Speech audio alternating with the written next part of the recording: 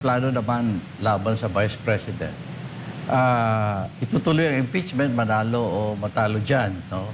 Ang gusto talaga nila ay sirain na siya sa mata ng taong bayan. No? Kaya pipilitin na hanggat maaari, lahat ng issue na pwedeng ilabas, ilalabas ngayon niya, no?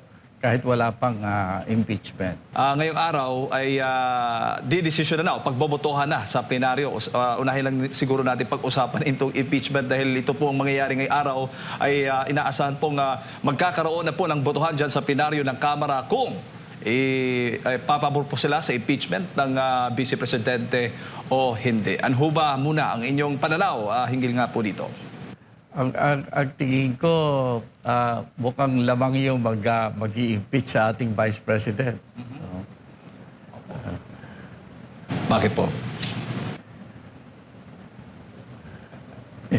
Ang maganda siguro, sabihan na lang natin na kung anong issue yung gagamitin sa Vice President, dapat ilantad din nila kung ang issue ay tinatamaan din sila. Opo. May mga sinasabi, may mga pahayag nilalabas na ito daw ilang kongresista o yung mga kongresista ay pinipressure secretary pagdating dito sa kung papabor ba sila o hindi sa impeachment ng Vice President Sara Duterte. Meron ding naglalabas ng mga ulat na binabayaran pondo kapalit ng boto dito sa impeachment ng Vice President. Anong dating po sa inyo niyan?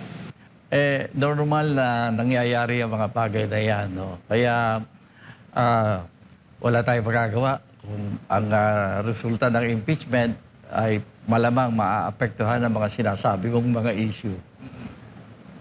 Opo. Pero sa tingin po ninyo, makakaapekto po ito sa darating na halalan itong gagawing boto ng mga kongresista o yung mga tatakbo, may plano, balak po sa darating na eleksyon?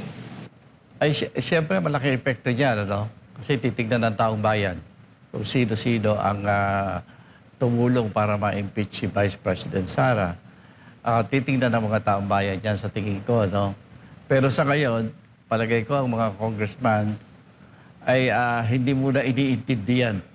Ang iniisip kung alam mo malaking bagay doon sa mga nagnanais na maging Pangulo na mawala si Vice President Sara sa eleksyon na darating.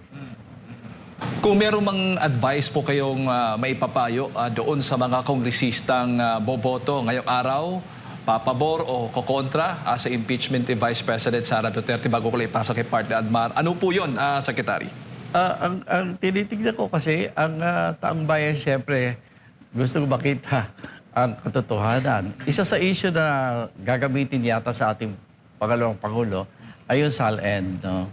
Siguro para maipakita ng mga membro ng ating lower house na mayroong pantay na pagtingin sa hustisya, ay maganda kung gagamitin nila issue na yan, ilabas na rin nila yung kanilang SALN. No? Ipakita rin sa taong bayan kung ano ang laman ng SALN nila.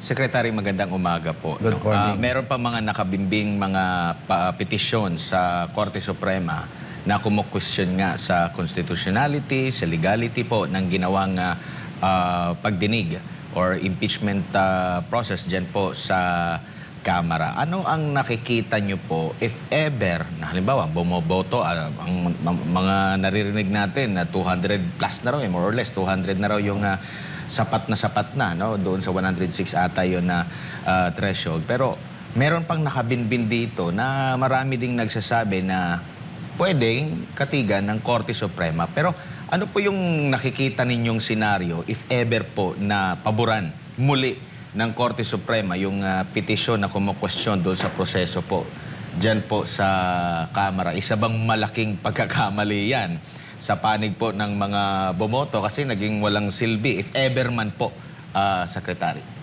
Ay, ang tinitignan ng mga bumoboto dyan, ay baka naman sila naman ang manalo sa Supreme Court. 50-50 yan no? Kaya hindi natin talaga alam kung ano ang mangyayari, no? Kaya kung sakalit magpabor ang Supreme Court, siyempre marireverse yan. So malaking debate yan. Malaking debate yan. Kung mangyari. Pero Doon po sa monitoring po ninyo sa mga pag-question sa naging proseso dyan po sa Kamara, may punto ba yung mga petitioner po? Like doon sa maraming mga pinasumpina, maraming mga pinagsalita na ang punto nila hindi naman dyan, considering hindi naman impeachment court at for clarificatory lang, lagpas na raw sa clarificatory yung kanila pong mga pagtatanong, Secretary. Kasi tingin ko kasi ang plano naman laban sa Vice President, itutuloy ang impeachment, manalo o matalo dyan. No? Ang gusto talaga nila ay sirain na siya sa mata ng taong bayan. No? Kaya pipilitin na hanggat maaari, lahat ng issue na pwedeng ilalabas ngayon niya, no? Kahit wala pang impeachment. Opo. Yung mga hindi nag-recommenda o nag-refer nitong impeachment po dyan po sa Kamara, kumbaga, katanggap-tanggap ba yung kanilang mga pahayag na guilty na agad itong pangalawang Pangulo?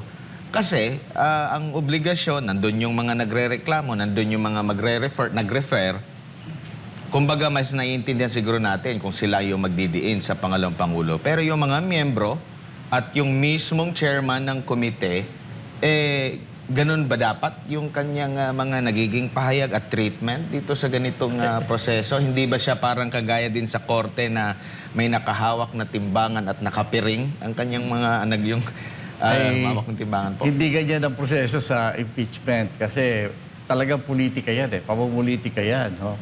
Kaya, ika nga, kung tumataya ka na rin lamang, nalalabanan mo ang Vice President, ito, doon na. Kasi, ang tinitignan na, ano ba ang matatanggap nila o ano mga pabor ang pwedeng ibigay sa kanila bago mag-eleksyon sa 2028. Kaya, importante, yung mga nangyayari ngayon, natural yan. Kasi, ang nangyayari sa atin, yung bakbakan dapat sa politika sa 2028, nangyayari na ngayon.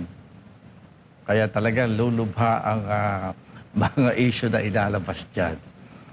Opo. Secretary, dito po sa haba ng proseso dyan, no, hindi naman po marami, siguro mga 6 lang ba yung naging impeachment proceedings dyan sa Kamara. Pero nakikita nyo po ba, medyo mas mahaba itong kanilang ginawa dyan po sa Kamara versus Vice President Sara Duterte. Bagamat sinabi na ni BP Sara, hindi ako makikiisa dyan, ganito yung mga punto ko, hindi ako makikiisa sa procedure. Kung gusto nyo, pwede nyo nang aprubahan yan kasi nag-give na siya kasi doon na siya haharap mismo sa impeachment court, Secretary. Kasi kailangan nga maglabas sila ng marami pang issue dyan no? Kasi hindi lang naman yung formal o yung talagang pangangailangan ng impeachment process ang iniintindi ng mga nasa Kongreso. No? Kasi gusto din nila na hanggat maaari maapektuhan nila ang taong bayan.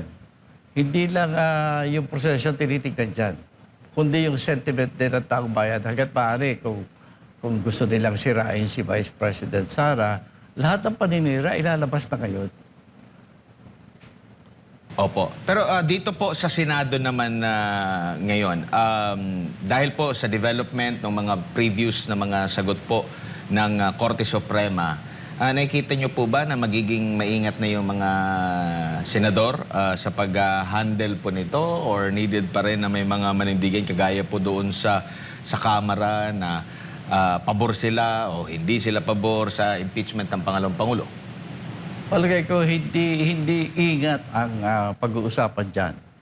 Makikita lang natin, yung talagang mga kakampi ni Vice President Sara ay talagang lalaban ng todo yan. No? Ayan ang makikita natin. Intense ang magiging debate sa Senado. Kasi palagay ko, yung mga ayaw na ma-impeach o ma-convict si Vice President Sara ay lalaban ng todo yan. Kaya medyo mainit sa Senado. Opo. And nakikita nyo naman yung magiging balanse ba sa bilang nyo po sa mga senador na andyan, sa minority at sa majority, magiging ba ang labanan dyan sa tingin ko po? Sa ngayon mukhang nagbabago hangin Kaya hindi natin talaga alam no, kung ma-acquit ba o hindi ang ating Vice President, no? Nagbabago eh. Kasi malakas yung behind the scenes na negosasyon dyan. Opo. Sa gitna po ng krisis ngayon, Secretary, mas nakikita niyo po ba na napagtutuunan ng pansin itong issue ng impeachment kaysa doon sa issue po paano makaahon sa kahirapan? Kasi tumaas po yung inflation natin, tuloy-tuloy pa rin po yung pagtaas ng presyo ng langis, walang tigil po yung gulo. Hindi na naman, meron naman ako nabasa sa international news, hindi na naman maganda yung usapan ng US at Iran sa kanilang mga negosasyon. Meron pang doon sa unang mga nabulgar na trilyong piso na issue ng nakawan. Kung ikukumpara dito po sa impeachment ngayon po, Secretary. Totoo yan. Talagang ang taong bayan natin, naghihintay na pag-usapan yung mga solusyon sa kanilang mga kahirapan, sa problema. Pero ang nangyari kasi, subong-subo na yung impeachment. No? Mahihirapan na rin ang ating mga mambabatas na umatras dyan. Kaya ang maaari na lang nilang gawin dyan, apurahin yan. Tapusin na kaagad. Saka nahaharapin yung mga malulubhang problema ng bayan. Opo, fearless forecast, huli na lang mula sa akin, Secretary. If ever po na hindi umusad naman itong impeachment kasi meron pang nakapending dyan sa sa Supreme Court, di pa natin alam din dito sa Senado po, at kung ito po'y mabasura, tingin nyo po maghahain pa sila for 2027 ulit, gagamitin nila for 2028 para masira pa rin yung imahe ng pangalawang Pangulo, or doon na makikita yung adjustment ng mga kritiko laban dito sa pangalawang Pangulo? Tingin ko, alam mo, may mga pwersa na alam ko na hanggang kahuli-hulihan, no, ay kikilos para matiyak na hindi na sumama sa eleksyon si Vice President Sara.